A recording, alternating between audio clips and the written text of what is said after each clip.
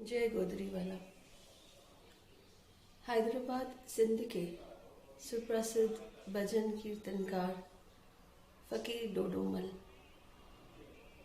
बहुत ही बाबा के करीब थे, बाबा के प्रेमी थे। पूरा दिन अपना वो भजन कीर्तन में व्यतीत करते थे। एक दिन उनकी नज़र एक उसी शहर की सुंदरी पर पड़ी और उस पर फिदा हो गए। बातों बातों में, नैनों नैनों में मुलाकातें बढ़ती रहीं और वक्त कैसे बीतता गया पता ही नहीं चला। जब उनके घर वालों को पता चला तो घर वालों ने उस फ़कीर की बहुत पिटाई की और उसे शहर से बाहर फेंक दिया।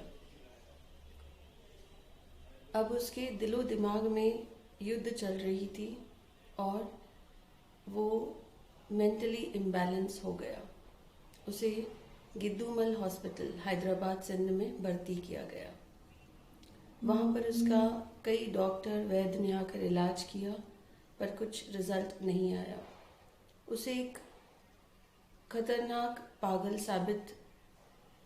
पागल समझकर उसे बंद कर दिया गया, जेल में बंद कर दिया गया।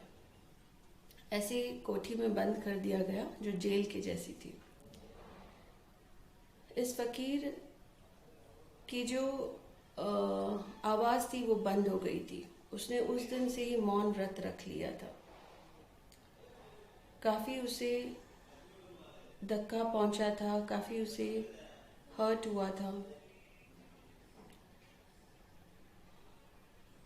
उसी दिनों में बाबा हरदास राम साहब जिस भी शहर में जाते थे अपने साथ फल फ्रूट लेकर जाते थे और सभी मरीज़ों को, अस्पतालों में जाकर मरीज़ों को, कर्मचारियों को, डॉक्टर्स को वो अपने हाथों से फल देते थे और फल देते देते वो अपने मीठी अमृत वाणी से उनको ब्लेसिंग्स भी देकर आते थे।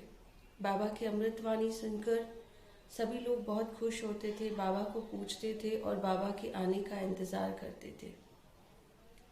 आज बाबा कहते हैं कि मुझे गिद्दूमल हॉस्पिटल चलना है। वहाँ पर डोडो फ़कीर है जिसने मौन व्रत रखा हुआ है। उसने कई बरस तक किसी से बात नहीं की है। उसकी आंखें या तो ज़मीन पर टिकी रहती हैं या तो छत पर टिकी रहती हैं। वो एक अलग स्टेट में चला गया है।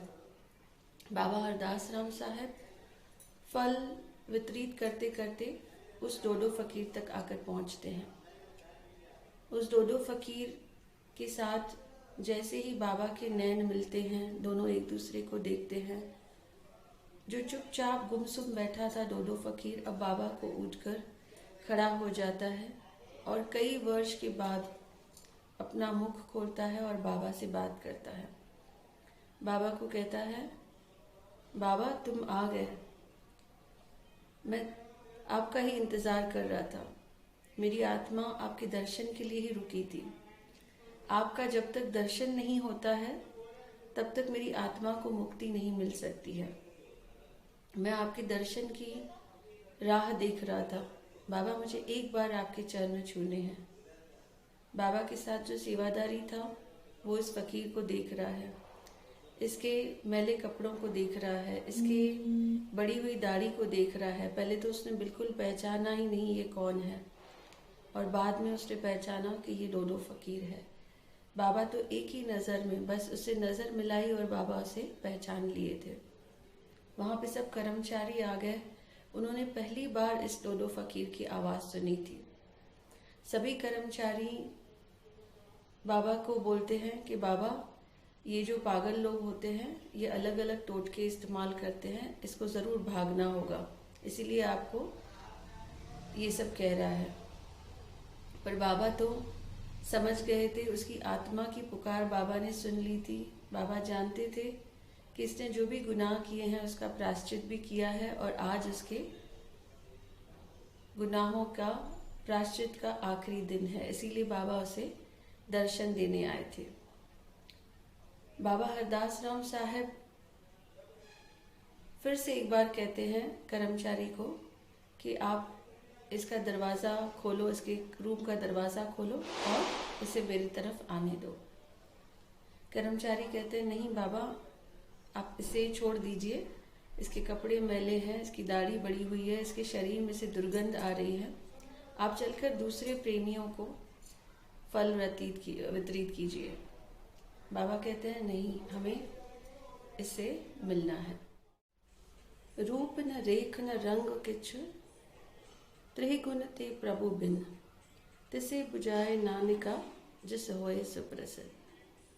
आज बाबा राजी हो गए थे दो फकीर के ऊपर। दो फकीर के रूम का दरवाज़ा खोला गया, बाहर निकले, बाबा के चरणों में आकर गिर पड़े, आंखों में से आंसू निकल रहे थे। एक मन में विश्वास हो रहा था कि आज उनके पश्चाताप का समय खत्म हुआ है।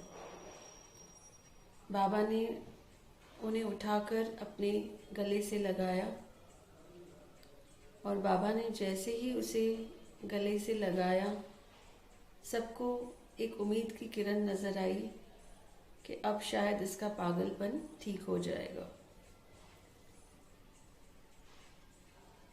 उसे चेक किया गया, उसके ट्रीटमेंट किए गए और जल्द ही उसे वहाँ से हॉस्पिटल से छुट्टी दी गई। बाबा ने उसे ये भी वचन कहे कि मैं तुम्हारे लिए यहाँ पर आया हूँ, क्योंकि बाबा जानते थे कि उसका पश्चाताप का समय अब खत्म हो गया है। बाबा ने उसे अमृत वाणी अपने वचनों से उसे समझाया कि प्रभु के अलावा, भगवान के अलावा और कोई भी तुम्हारा नहीं है। बस उन्हें अपनी गलती समझ में आ गई। पूरा दिन वो प्रभु के सिमरन में लगे रहते थे, भजन कीर्तन, और अब तो और भी भाव बढ़ गया था। भगवान के प्रति उनका जो श्रद्धा भाव था वो बढ़ गया था। खुद को याद दिलाने के लिए कि उन्होंने क्या सज़ा झेली है, वो उस गिद्दूमल हॉस्पिटल के सामने ही आकर बैठते थे और भगवान की बंदगी करते थे। बाबा के आशीर्वाद से उनको ऐसा फल मिला था कि मुख से जो भी बोलते थे वो सच हो जाता था। लोग आते थे, उनका दर्शन करते थे, दो फकीर का आशीर्वाद लेते थे। उनके मुख से जो निकलता था सल्यूशन भक्तों के लिए, वो चीज़ हो जाती थी। इस तरह वो एक बंदगी की मूरत बन गए, भगवान में लीन हो गए और बार बार वो बाबा हरदास राम साहिब का शुक्रिया अदा करते थे,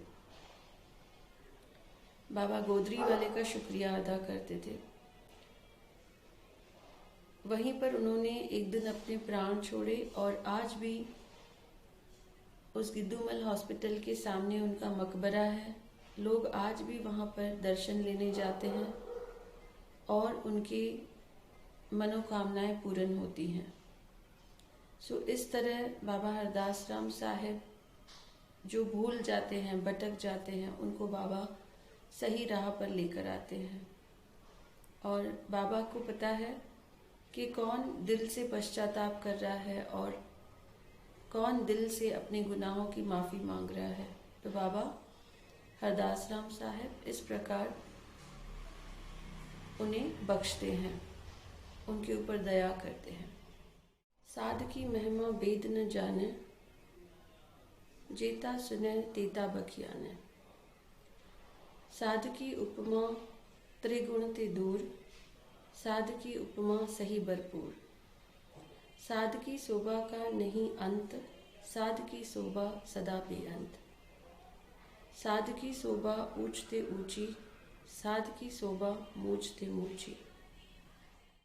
साध की शोभा साध बन आई, नानक साध प्रेम वेद न पाई। इस प्रकार बाबा ने दो फकीर को उसकी यश कीर्ति वापस दिलवाई और आज भी लोग उसे याद करते हैं। गोदरी वाले बाबा की महिमा में ये किस्सा सभी याद करते हैं कि कैसे बाबा ने दो फकीर को उसकी वापस खुदा की बंदगी तक उसे पहुंचाया था। जय गोदरीवाल।